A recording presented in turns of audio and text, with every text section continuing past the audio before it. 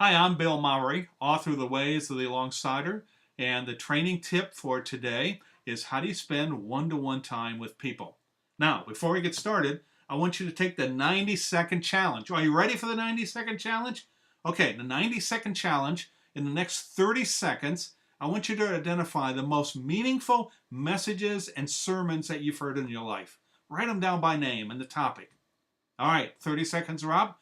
The next 30 seconds, I want you to identify the most meaningful Bible studies or the books that you've read. Write them down by name. 30 seconds are up.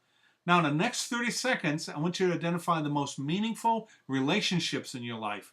Who are those people by name that have touched your life in some way? Write them down. All right, now when I do this 90-second challenge in a workshop or a seminar, I inevitably find that most people can only maybe identify one or two sermons. They're scratching their heads for the books and the Bible studies, but they can all name people who have touched their lives. Relationships are really critical. And oftentimes, those people touch their lives one to one. You know, as a son or a daughter, we have memories of spending one-to-one time with our father or our mother. You know, that time in the car, that time sitting around the table, where there's just the two of us. As a father and as a mother, we probably are scheduling a one-to-one times with our sons and our daughters. As a dad, maybe taking a daughter out for a date night. As a son, we're taking him to a baseball game together. We're planning that one-to-one time.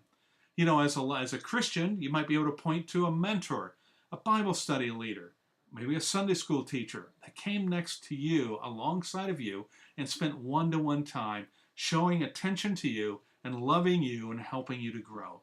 You know, as alongsiders, we spend time with people in triads or in small groups, but we also need to spend time one-to-one with an individual. Why do we want to do that? Well, one is that when we spend time with people one-to-one, it builds a relationship, doesn't it? Also, when we spend time with people one-to-one, we grow in our understanding of where they are in this process of becoming a disciple of Jesus Christ. One-to-one allows us to kind of laser in on a particular application or maybe something that they need to know or something they need to practice.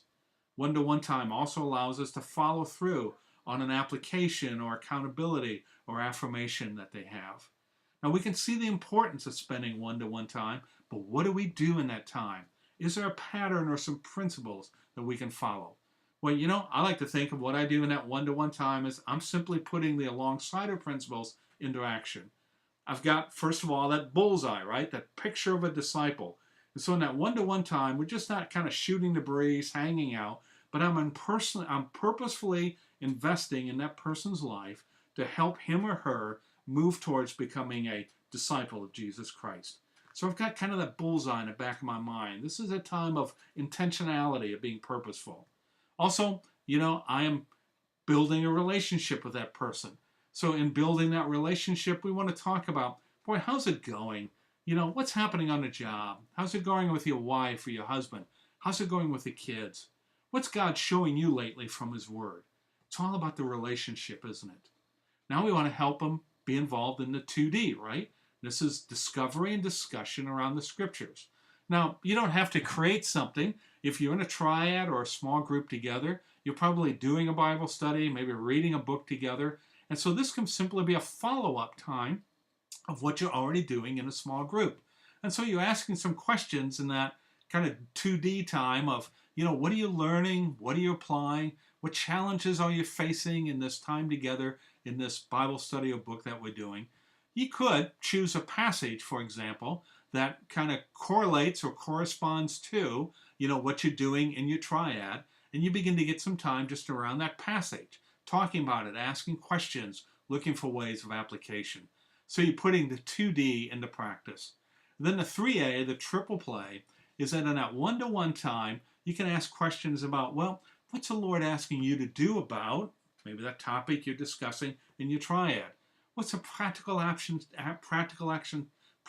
application you could take?